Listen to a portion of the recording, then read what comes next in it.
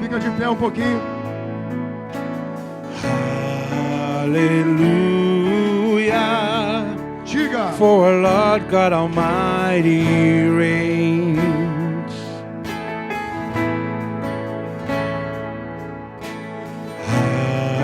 Hallelujah.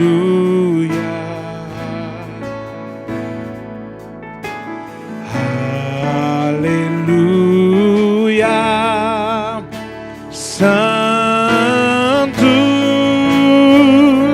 Santo é o Senhor Deus poderoso, digno de louvor, digno de louvor. Tu és santo, santo é o Senhor Deus poderoso, digno de louvor, digno de louvor. Amém. Feche os teus olhos. Diga assim, bem suave. Aleluia. Isso, em oração.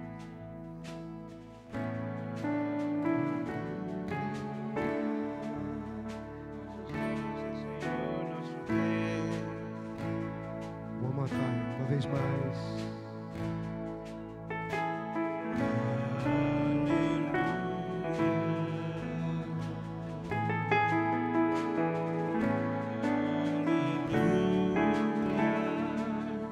Majestoso é o Senhor nosso Deus. Uma vez mais, bem quase sussurrando.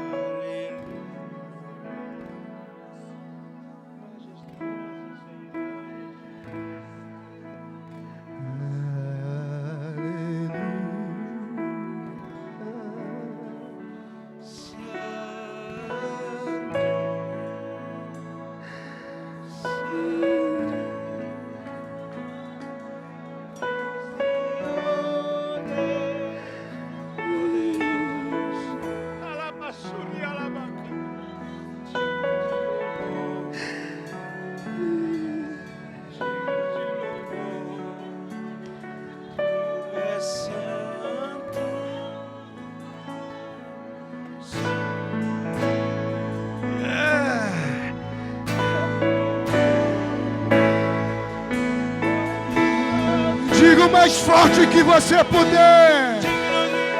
Digno de louvor. Tu és santo, santo é o Senhor Deus poderoso, digno de louvor, digno de louvor. Amém.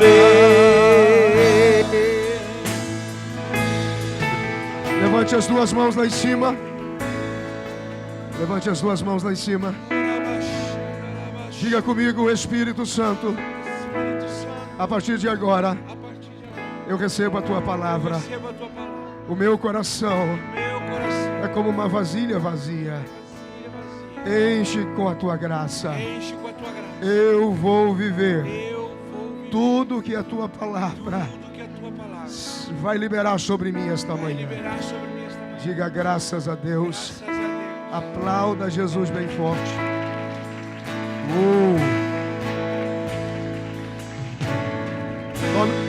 Tome o seu assento. Abra sua Bíblia esta manhã. Aleluia. Primeira carta que Paulo escreveu aos Coríntios, capítulo de número 10. Na rede de homens, sexta-feira, Deus nos deu uma palavra para os homens, neste texto. E ficou comigo. desde sexta-feira. E eu falei para minha esposa, eu preciso falar alguma coisa disso para a igreja. E eu quero que você guarde isso, né? E peço que você não saia até que a gente termine, porque no final é que a gente recebe quem nos visita. Eu quero que você participe do culto, flua no culto, se sinta bem no culto. Tem gente que chega no começo, a gente apresenta, ele fica constrangido, fica com vergonha. De repente, depois de tudo, do louvor, da mensagem, você fica feliz, aí você diz, eu estou aqui. Tá? Então eu quero compartilhar com vocês, pegue a Bíblia, por favor. Primeira carta de Paulo aos Coríntios, capítulo 10. Eu já vou pregando e vou mostrando no texto o que eu quero que você entenda. Escuta. A Bíblia diz que a nação de Israel, todos os eventos que foram processados dos hebreus, na transição para Israel, tudo girava em torno de uma promessa. Diga promessa. Outra vez diga promessa. Tudo girava em torno de uma promessa. E a promessa de Deus era o seguinte: eu quero tirar vocês de um lugar que está escravizando vocês, que está oprimindo e matando a família de vocês. Eu quero tirar vocês do Egito. E quero colocar vocês numa terra de promessas. Eu quero colocar vocês em Canaã. Eu quero levar vocês para uma terra que mana leite e mel. Canaã simbolizava a vida em toda a sua força, a vida abundante, a vida em toda a sua forma de se viver. No Evangelho de João, no capítulo 10, versículo 10, a Bíblia diz que o diabo veio para roubar, matar e destruir. Mas Jesus veio para dar vida e vida abundante. Vida abundante é poder no espírito, na alma e no corpo. Está bem, em paz. Como é que você está abundante no corpo? Quando você se sente bem com o que você veste, a boa comida que você come, a viagem, o descanso, a vacation que você tira no final do ano. Essa unção da Flórida, um dia vai bater em mim. Diga amém, irmão, me ajuda. Eu não sei como vai bater em mim esse negócio. Eu não vejo a hora de um dia alguém me ligar e dizer assim, cara, estou na Flórida, não dá para te atender agora. Aí ele ouviu lá do fundo assim, um barulhinho assim, ó.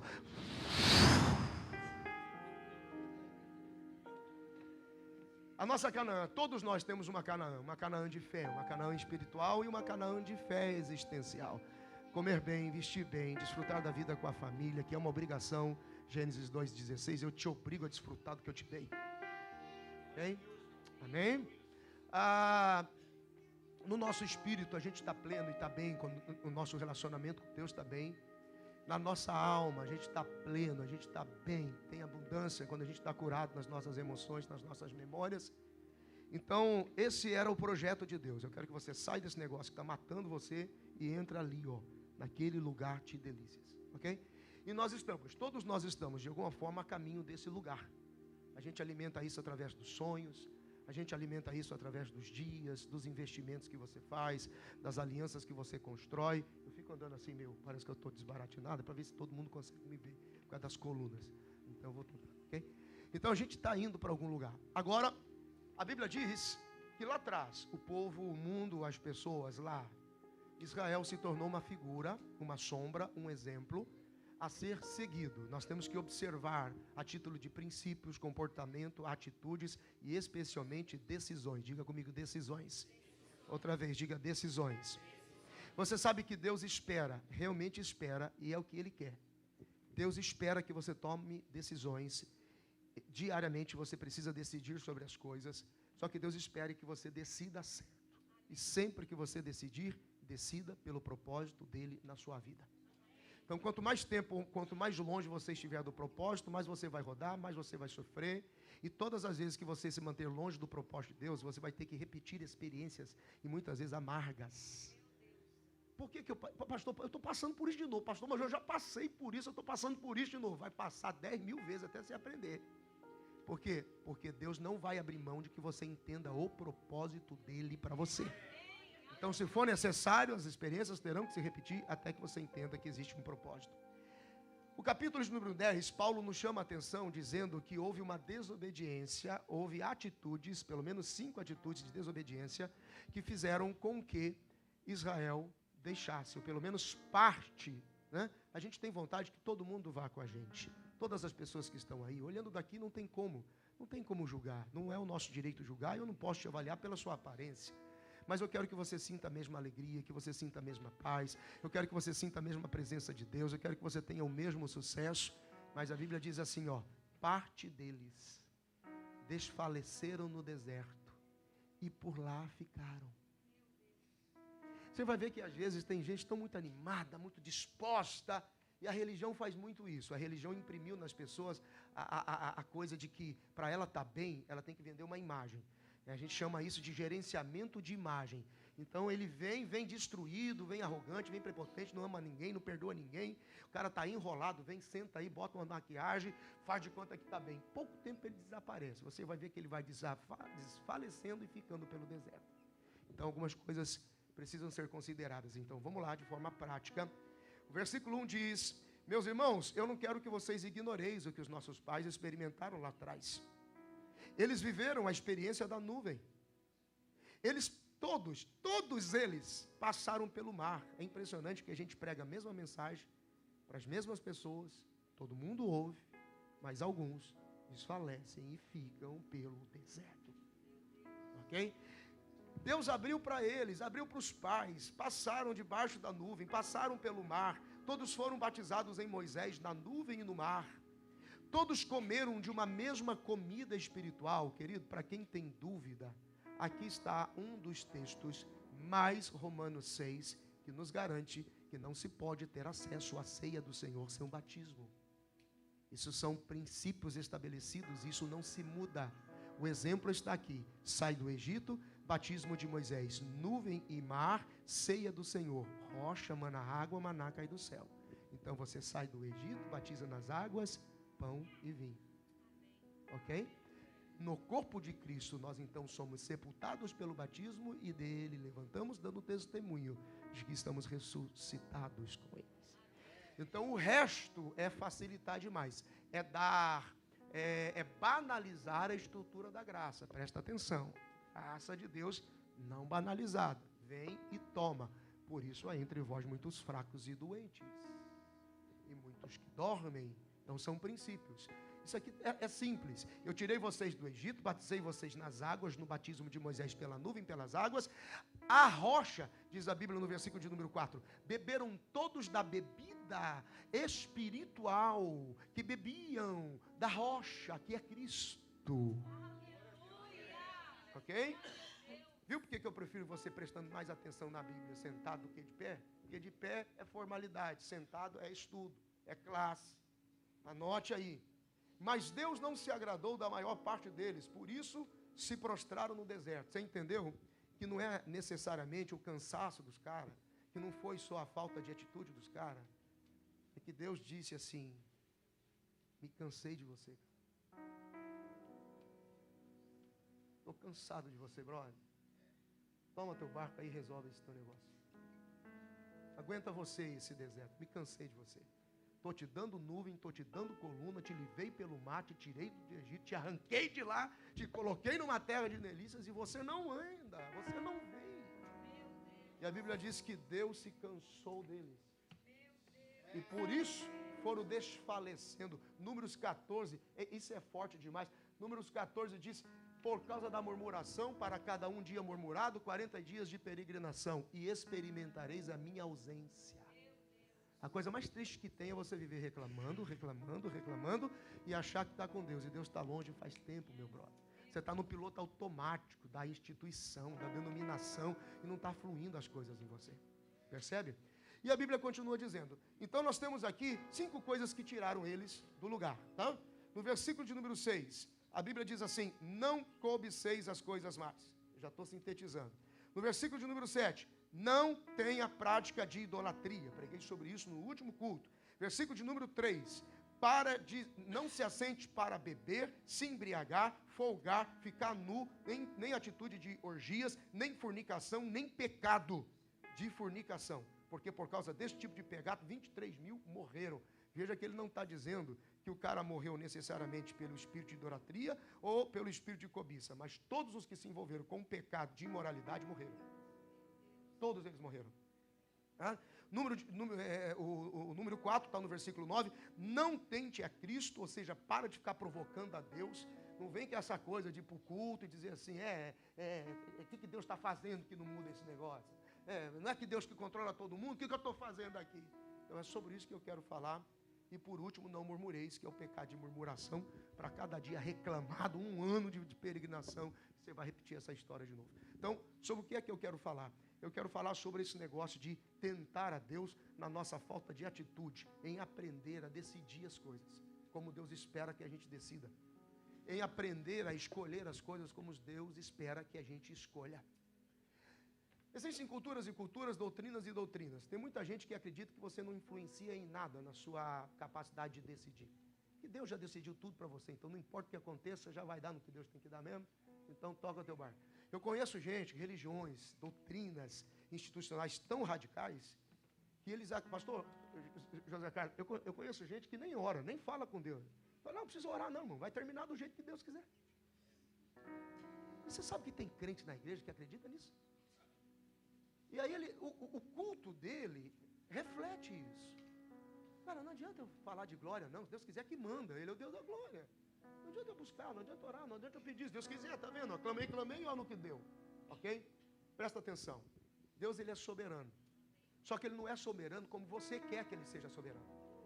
Vou falar de novo.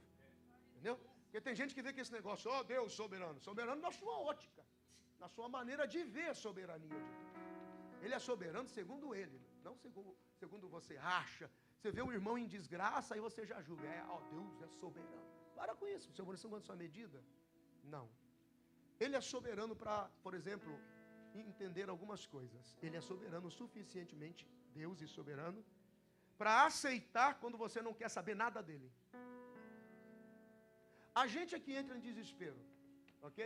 Você tem que aceitar Jesus, você precisa de Deus, você precisa de Deus. Aí o cara não vem para o culto, não se envolve, não se interessa, não tem, a gente vou morrer porque ele não quer Deus. Cara, Deus está na boa. Assim como Ele entende que você pode decidir por Ele, Ele também entende que você tem o mesmo livre-arbítrio de não escolher por Ele. E Ele respeita isso, ok? Por que Deus, pastor, Deus sabendo do propósito que Ele estabeleceu para mim, por que Ele então Ele não decide logo por mim e me leva para lá?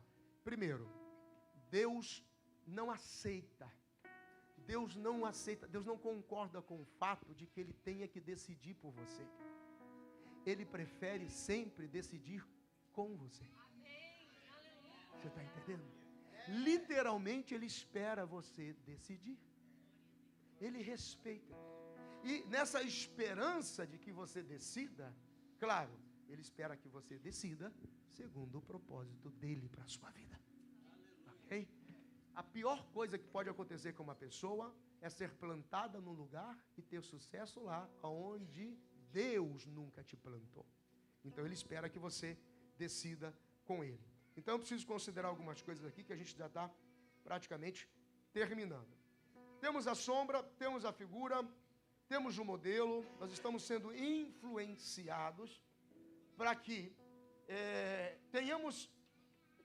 possamos escolher lições e que o nosso caminho para a Canaã dos sonhos que a gente espera não fique comprometido por elementos como os que eu citei aqui, cobiça, idolatria, imoralidade sexual, tentando a Cristo, tentando a Deus ou murmurando, mas eu quero dar o foco quanto à questão de estar conectado com Deus para fluir no poder, na capacidade de decidir de forma correta, ok? Eu escrevi algumas coisas aqui. O que Deus está chamando a atenção deles? O que Deus está dizendo para eles? Todas as vezes que nós escolhemos, todas as vezes que nós decidirmos, todas as vezes que nós tivermos a atitude correta, segundo o propósito de Deus, nós vamos ter a capacidade de atrair pessoas, circunstâncias, favores, indivíduos, oportunidades que devem fazer parte de nós para que o propósito se cumpra. Você precisa decidir com Deus. As pessoas vêm para a igreja buscando uma bênção. Eu quero uma bênção, eu quero uma bênção, eu preciso de uma bênção. Não tem mais nenhuma bênção para Deus te dar. Não tem mais nenhuma bênção para Deus te dar. Ele já te abençoou. Amém. A bênção de Deus já está liberada sobre você. Amém. Quando Paulo escreve aos Efésios, no capítulo 1, no versículo 3, ele diz que ele já te abençoou com todas as sortes de bênçãos. O problema é o processo em direção à bênção, que você precisa se sujeitar. E nesse ambiente de processo está a sua capacidade de decidir de forma correta. Decidir certo e decidir debaixo da bênção de Deus é também decidir segundo a vontade de Deus para nós. E isso funciona melhor. O nosso desafio é entender isso. Veja que o livro do profeta Isaías, no capítulo 1, no versículo 19, diz assim: se você crer e ouvir, se você crer e ouvir, você vai comer o melhor dessa terra. Só que o versículo 20 diz assim: mas se aquilo que você ouviu e acreditou foi recusado, em outras versões, se você escolheu não viver, se você decidir não viver, o não viver, a decisão que nos leva diretamente ao propósito de Deus, equivale à rebelião. Se você decidir não viver, você vai ser rebelde e você vai ter que sofrer pela sua espada. Então haverá um juízo. Isso aqui é uma chave sobrenatural de Deus. A vontade de Deus, ela nunca será forçada. A vontade de Deus, ela nunca será obrigatória. A vontade de Deus sempre irá fluir sobre aqueles que têm desejo e vontade de fluir segundo o propósito de Deus para a vida deles. Quando a gente escolhe bem, quando a gente escolhe certo, nossas atitudes, consequentemente, serão atitudes corretas. E se a gente ouviu e acreditou, e escolheu certo, e as nossas atitudes se tornaram atitudes corretas, comeremos o melhor dessa terra. Porque a pergunta que você tem que fazer é: por que eu estou caminhando na direção de um sonho e não estou fluindo nesse sonho? Por que eu não estou vivendo essa Canaã espiritual? Há quem diga: pastor, mas se eu tenho que escolher tudo, aonde a soberania de Deus está? Aonde está a soberania de Deus? Eu não preciso me expor ou viver essa expectativa angustiante de ter que decidir tudo, se Deus já é soberano sobre mim. Quando é que de fato nós anulamos a soberania de Deus? Quando nós fazemos com que a soberania de Deus se torne aquilo que a gente acredita ou acha que é soberano, ou soberano segundo o nosso jeito. Tudo aquilo que nós escolhemos vai decidir também automaticamente se a vontade de Deus ativa em nós nos acolheu ou nos rejeitou. Aí há uma oportunidade de mudança, de arrependimento, para que o caminho seja mudado. Tudo aquilo que Deus fez, tudo aquilo que Deus faz, tudo aquilo que Ele ainda vai fazer, não depende só da vontade dEle. Então vir à igreja e esperar que Ele faça tudo, vir à igreja e esperar que a glória venha por conta e risco de Deus, vai levar um tempo. Vir à igreja e esperar que o milagre aconteça por única e exclusivamente vontade de Deus, vai demorar, vai levar um tempo. Tudo que Deus fez, tudo que Deus faz e tudo que Deus vai fazer, não depende só da vontade dEle. A nossa vontade tem peso para Deus e precisa estar alinhada com a vontade dEle. Precisa estar conectada com a vontade dEle sempre. Na primeira carta de Paulo a Timóteo, no capítulo de número 2, no versículo de número 4, preste atenção, diz a Bíblia: é da vontade de Deus que todos os homens cheguem à plenitude da salvação. É da vontade de Deus que todos os homens se salvem. Pergunta: por que nem todo mundo está salvo? Se é da vontade de Deus que todo mundo se salve, por que nem todo mundo está salvo?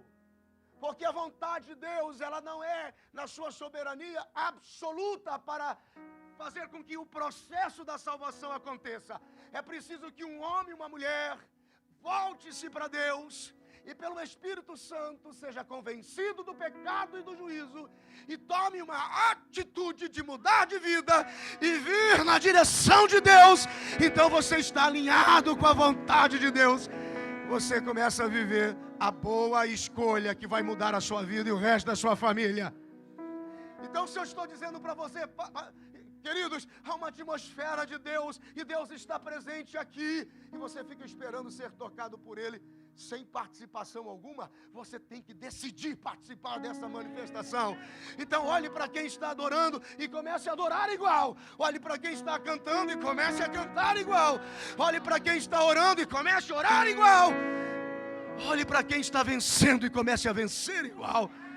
Você está entendendo até aqui? Diga graças a Deus. Sempre Deus vai respeitar a atitude e a vontade do homem. A vontade de Deus, para dar certo esse nosso caminho para Canaã espiritual, precisa ser também a vontade do homem. E a vontade do homem também precisa ser a vontade de Deus. Se você está entendendo até aqui, diga graças a Deus.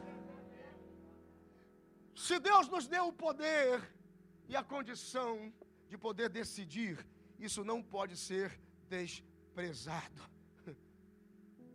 Quando Jesus fala sobre isso no Evangelho de João, no capítulo 5, versículo 39, ele está dizendo: eu liberei a minha palavra, e a minha palavra de revelação e conhecimento, para que todos os homens se acheguem, se salvem, se encontrem com meu Pai, e tenham experiências com meu Pai, e entendam o meu processo de vida. Mas no versículo de número 40 diz que ninguém quis vir após ele. Ninguém quis estar junto dele. A gente precisa querer, a gente precisa combater. Paulo escreve a Timóteo na primeira carta, no capítulo de número 1, versículo 18. Timóteo, sabe as profecias que você recebeu? Sabe as promessas que foram liberadas sobre você? Sabe tudo aquilo que foi dito da parte de Deus que aconteceria em você? Milite por elas. Lute por elas. Se levante por elas, Timóteo. Milite na milícia das promessas pelas quais você recebeu, Timóteo. Se você recebeu a promessa de uma família santa, milita por esta família, lute por esta família. Se você recebeu a promessa de uma companhia próspera e viva, lute por esta companhia, aprenda, cresça, faça cursos, se torne o melhor por ela. Se você recebeu de Deus uma palavra de que os seus filhos estariam na presença de Deus, lute esta batalha, abrace eles, envolva eles. Se você recebeu uma palavra de Deus por salvação no seu casamento, torne-se uma mulher sábia que edifica a sua casa, torne-se um homem sacerdote que atrai o governo e o favor de Deus para casa. Se você recebeu uma palavra de ministério para servir com dons ministeriais, milita tu esta milícia, rapaz. Batalha esse negócio. Deus quer que você deseje, Deus quer que você decida, Deus quer que você escolha, mas Ele quer que você combata o bom combate. Por isso, diga graças a Deus. Não perca mais tempo. Assim que você souber a vontade de Deus para a sua vida, parta em combate na direção dessa vontade. Diga graças a Deus. Aleluia. A Bíblia diz no livro do Gênesis, no capítulo 18 e no versículo 19, que Deus escolheu Abraão. Abraão, eu te escolhi para ser uma bênção, para prosperar e para ter uma linda história.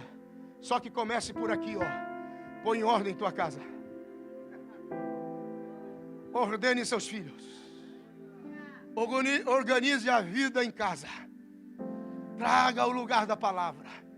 Guarde os meus mandamentos. Congrega-os junto a ti. Aí você diz assim: pastor, Deus me prometeu ser um grande empreendedor, empresário. Deus me prometeu ser um grande líder espiritual um dia. Deus me prometeu ser uma pessoa incrível. Por onde eu começo, pastor? Traga os seus filhos. Põe em ordem sua casa. Organize o culto junto daqueles que te conhecem de fato. E você vai ver Deus. Você pode aplaudir ao Senhor por isso. Deus seja louvado por essa palavra. E agora eu concluo dizendo: por que as pessoas sempre estão em conflito? Porque Deus e o diabo também tem desejos. Deus e o diabo também se programaram para escolher ou para nos motivar à escolha. E aqui eu vou concluir. A diferença é que Deus... Acho que é Deus. Irmão, para de andar com Satanás, cara. Cara, deixa esse cão, deixa esse diabo. Para de andar com Satanás, irmão. Deus é melhor. No livro de Deuteronômios, no capítulo de número 30, versículos 15 e depois o versículo 19. Eu vou mesclar os dois. Presta atenção.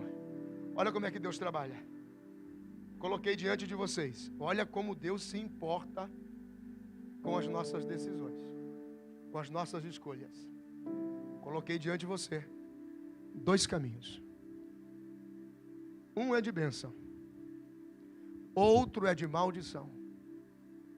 Um é de vida, outro é de morte. Eu te dou um conselho, porque o bom pai, meu filho, escolhe, pois, a vida, para que você vá bem. E o texto diz: e a tua descendência não sofra, porque toda cabeça dura vai sofrendo filho, vai sofrendo filha, vai sofrendo esposa, vai sofrendo. Eu vou te dar, o diabo é diferente, o diabo não dá opção. O diabo tem uma só, disfarçada de verdade, mas o final é caminho de morte. E ele vende uma vitrine formosa, e daqui a pouco você está num buraco e num beco sem saída, porque o diabo é desgraçado, ele é enganador, ele é traidor, ele é sujo, ele vem para roubar, matar e destruir. Ele só tem uma chance para arrebentar com a sua vida, para arrebentar com a sua família. Deus não. Olha, importante para mim é que você escolha. Tem maldição e tem bênção, tem vida e tem morte. Bom, o meu conselho para você é o seguinte: escolhe a vida. Porque existe um tipo de crente doido. Quem é doido? Que Deus coloca para ele vida e morte. Ele escolhe a morte, está se arrebentando no final, diz que a culpa é de Deus, mano. Vai entender um crente desse? Deus, eu te dei o toque, cara. Vida e morte, escolhe a vida. Não, caminho de morte. E aí, arrebenta. Você está entendendo? Como é que a gente escolhe segundo Deus? 2 coisas que estão ausentes na vida de muitos crentes. Primeiro, uma profunda intimidade com a atmosfera de adoração. Um culto que te aproxime de Deus. Segundo, um acesso responsável, faminto, curioso, de interesse, não no sentido pejorativo, mas de fome pela palavra de Deus. Quanto cada vez menos as pessoas frequentaram um culto, e quanto mais longe da palavra ficaram, mais tomaram decisões erradas. Coloque a mão direita no seu coração e feche os teus olhos. Toda a excelência do relacionamento com Deus acontece pela vida de oração. Acontece através da vida de adoração. Aleluia. Toda a nossa atitude de relacionamento e vida, o fator determinante das nossas escolhas sempre será um retorno ao conhecimento da palavra de Deus. Um mergulho profundo na adoração e na vida da oração, para que os nossos caminhos não sejam distorcidos, para que os nossos caminhos não se percam. Esta manhã você veio aqui para ouvir esta palavra. A Bíblia diz no livro do profeta Isaías, capítulo 44, versículo 3: eis que derramarei água sobre os sedentos da terra. A glória de Deus vem para quem tem sede. A ação de Deus que te ajuda a escolher vem pela sede que você sente, vem pela sede que você tem de Deus.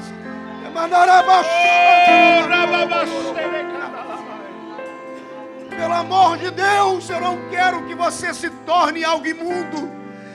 Você não pode se tornar como um cão irresponsável. Do que o senhor está falando, pastor? Mateus capítulo 7, versículo 6.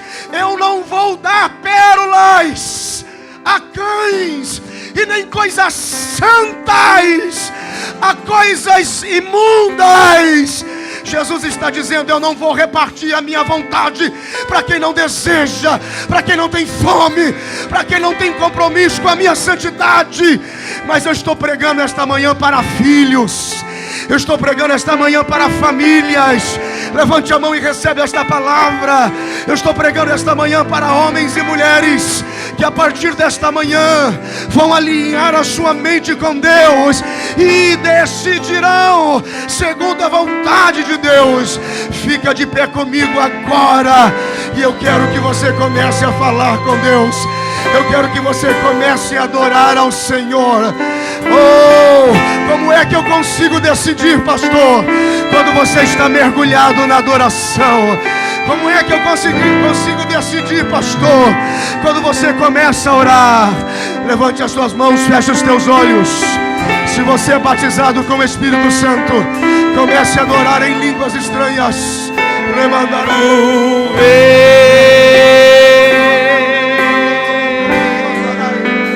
Quero ir mais fundo, leva-me mais fundo,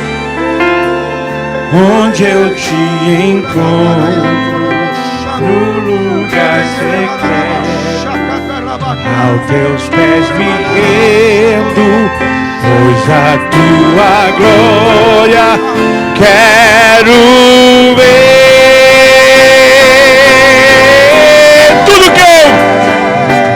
Tudo que eu mais quero é te ver, envolva com tua glória e poder. Tua majestade é real, tua voz ecoa em meu ser. Tudo que eu mais quero é te ver, me envolva com tua glória e poder. Tua majestade é real.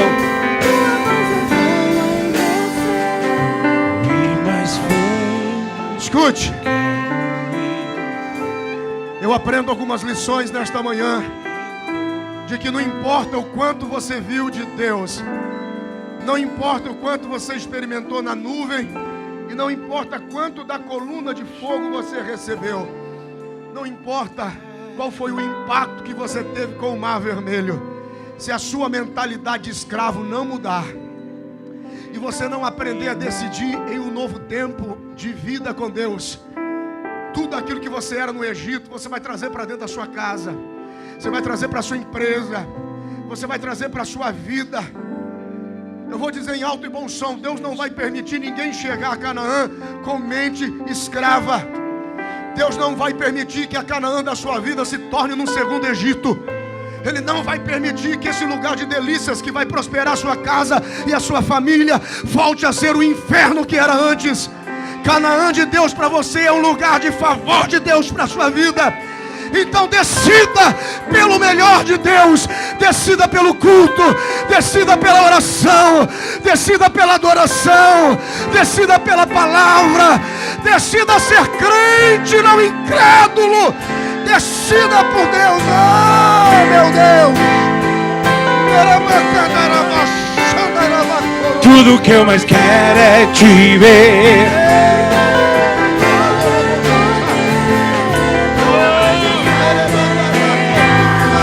Tua voz ecoa em meu ser. Tudo que eu mais quero é te ver. Tua majestade é real. Escute. Enquanto você não mudar a sua maneira de pensar e a sua atitude de escolher segundo o propósito, será impossível mudar a atmosfera onde você está. Você tem que transformar a sua casa, a sua vida, a sua empresa, seus relacionamentos na Canaã de Deus. Se você não mudar esse ambiente, eu estou com uma insistência aqui no meu coração. O Espírito Santo diz: ore por algumas pessoas esta manhã.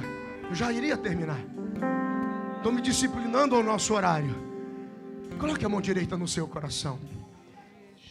Espírito Santo, Algumas pessoas estão preocupadas e com medo, temendo ficarem para trás no deserto. O Senhor permitiu que eles sonhassem tanto, e eles não querem perder a casa, a família, os negócios, a companhia, os documentos, a legalização, eles não querem. E eles estão precisando dessa oração e desse toque. Espírito Santo, eu ordeno agora, aquece o coração deles com fogo. 1, 2, 3, agora. Fogo de Deus. Fogo de Deus. É o sinal de Deus para você. Sai do teu lugar rápido e vem para o altar agora. Vem, quickly. Milhares e milhares.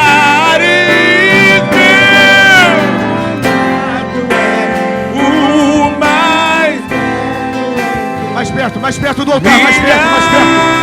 Rápido. E milhares, meu amado, meu amado.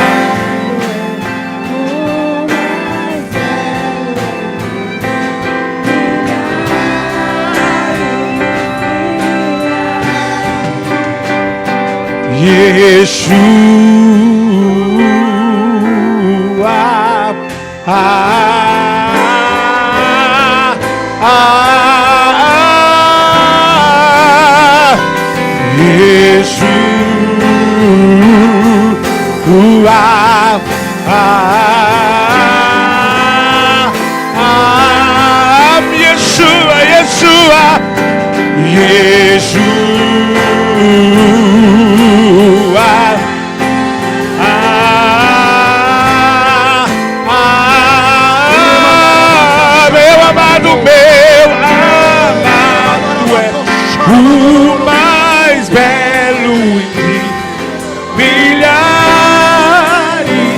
e milhares. Meu amado é o mais belo entre milhares e milhares. Levante a mão direita lá em cima. Diga, querido Jesus, tudo aquilo que até hoje tentou me deixar no deserto, eu não vou ficar para trás. Eu não vou ser deixado. Deus não vai desistir de mim. Eu vou decidir com atitudes que me levarão ao propósito de Deus. Em nome de Jesus, sai agora da minha vida. Agora, se você acredita nessa palavra, receba. Meu amado é o mais belo entre milhares e milhares. Meu amado é o mais belo e milhares.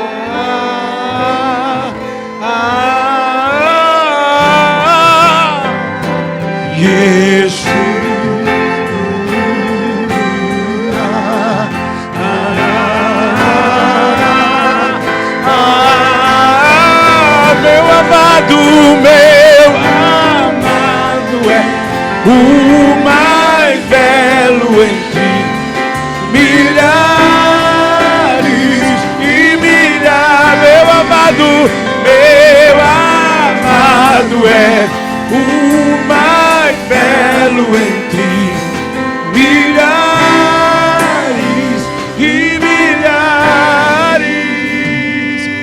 abençoo a sua vida.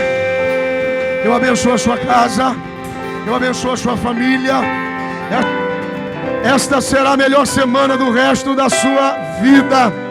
Você vai tomar decisões poderosas que te colocarão de volta para o caminho da Canaã da promessa. E não só você, mas a tua casa irá desfrutar de favor e livramento de Deus, de cura e provisão de Deus. Quem acredita nesta palavra, antes de você voltar para o lugar, aplauda Jesus com alegria. Oh, meu Deus do céu! Oh, volte para o teu lugar em paz.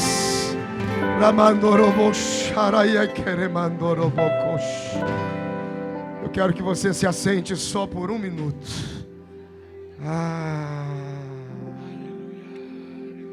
Vai chegar dias, irmãos, que nós não poderemos mais ministrar. Vai chegar dias em que esta casa entenderá o propósito. Vai chegar dias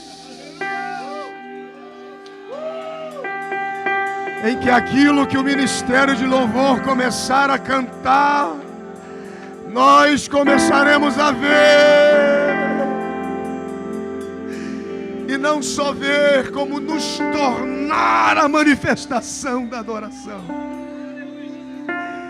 Eu quero convidar você a cada domingo às 10h30 da manhã, não esqueça. Se você chegar atrasado, não vai encontrar lugar. Diga graças a Deus.